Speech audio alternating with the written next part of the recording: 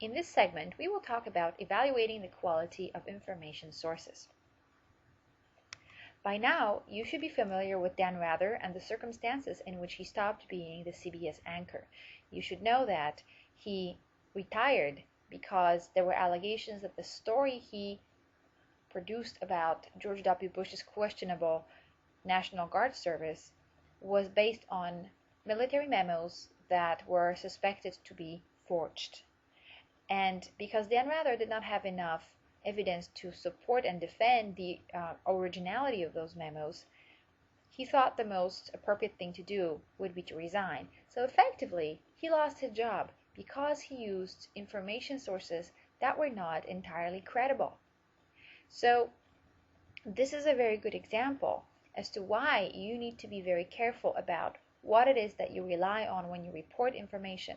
This is especially important when you use information directly from the internet, because we all know there is plenty of stuff online. Some of it is excellent, some of it not so much. So I will discuss just a few basic criteria that I always use to evaluate whether a source is credible or not. And I would like you to do the same, and this especially applies to your research report, the first paper in the course. The number one criterion, the most important one that I always use, is the question, who is responsible for the pages? In other words, who is the author of the pages online that you are reading? Do we know this person? Is this person identified by name? As you know, lots of different pages are anonymous. The great example of that is Wikipedia, which is a wonderful democratic source of information where anybody can contribute. But the problem with that is oftentimes people who are writing articles are not necessarily the most prepared for writing those articles. They are not necessarily fully trained. They're not necessarily experts in what they're writing about. Maybe they did some research and they did some thorough work, but they are not completely the best persons to do the work. So because you are not able to identify the expertise of these people because you don't know who they are, Wikipedia is really a very, very tricky source to use. And I do not ever want you using Wikipedia as one of the documented sources on your papers. You will lose points if you do, because there's absolutely no way to determine who wrote those articles in there. That said, Wikipedia is a wonderful resource just for private information search when you're doing it for pleasure or for your own information. And the authors always cite sources, which is a great thing that should be always done. And you definitely can use Wikipedia as a starting point by scrolling down to the end of a given article to look for more legitimate information sources that the authors are always expected to cite.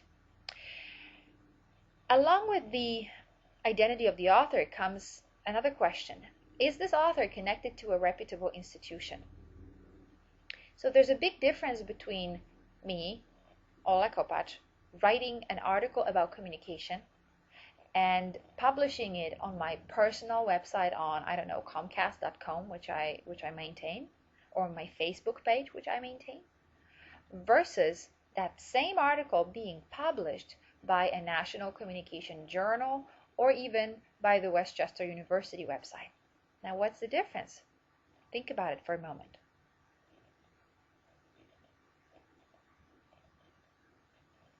Well, the difference is that in the first case, I can publish anything I like on my website and nobody holds me responsible for the quality of that information.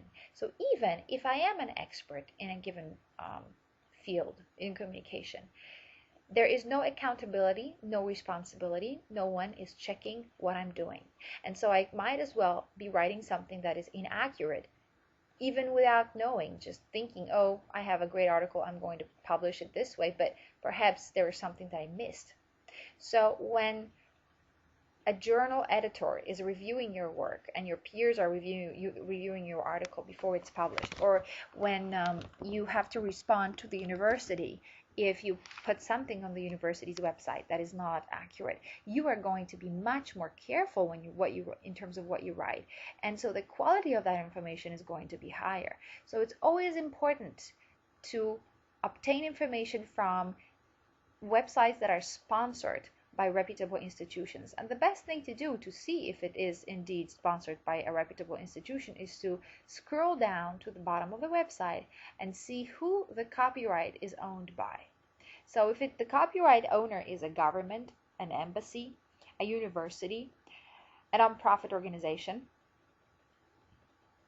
or a respected national journal or a newspaper of that caliber, then you can be confident that there are sufficient accountability structures in place, checks and balances that ensure that the authors of whatever is written put a lot of effort into making the information accurate and correct. So these two things will go together. It's not only important for the author to be credible and an expert in his or her field, but also, and even more importantly so, for the author to be linked and sponsored by a reputable institution. And in fact, I always check the institution first, because oftentimes, for instance, in the case of newspapers, the name of the authors, of the journalists that wrote the article are not identified. You only have the text. But because I know that this was published by the New York Times, I'm fairly confident that this information is going to be accurate regardless of which journalist wrote it. And of course, another thing you have to ask yourself is this source biased? Could they be biased? So for example, if I am reading an educational web page about the safety of genetically modified foods, and the web page is sponsored by companies that make these foods, then you have to ask yourself, is that information going to be fair and balanced, or is that information going to be slanted in support of the genetically modified foods, because this is who's sponsoring the pages, manufacturers of those foods. So always also ask yourself, is it possible that this website or this source could be biased because they have some interest in providing you with slanted information? The next important criterion is whether the pages are up to date. So let's say you are looking up information about England and about demographics of England, and then you retrieve a website that is from 1995 and it has not been updated since. Are those statistics about population, government, other issues, are they going to still be up to date, or will some things have changed? And some things change more than others. So the geography of a country probably will not change that much over 10 or 15 years, but population might very well change very quickly.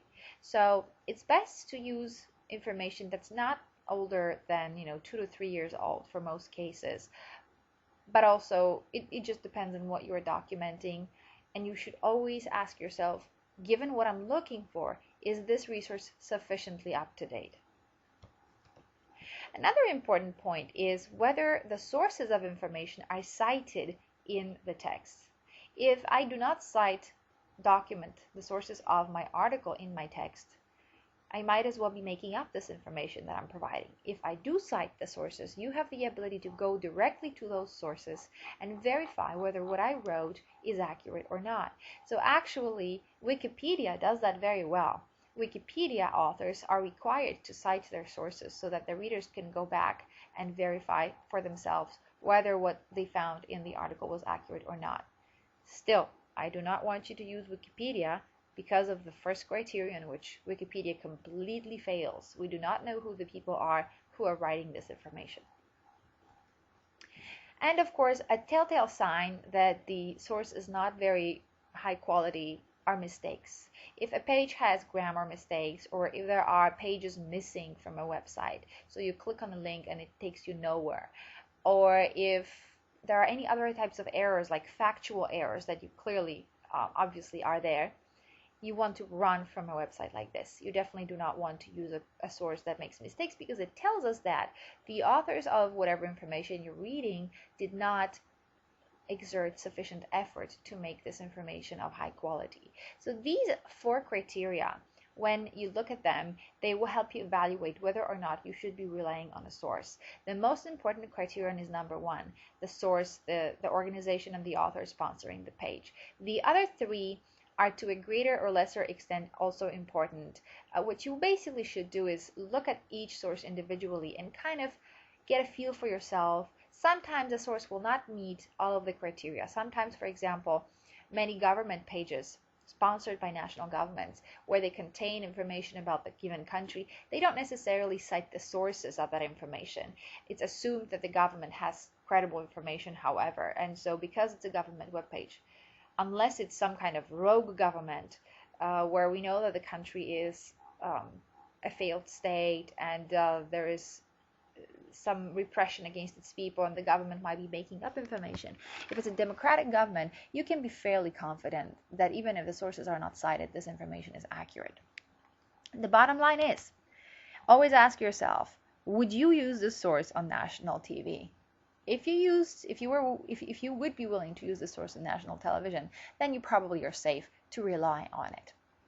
So next I'm going to ask you to do the activity where you will see 3 web pages, and for each web page I will ask you to apply these criteria to determine if that particular web page is a credible source of information.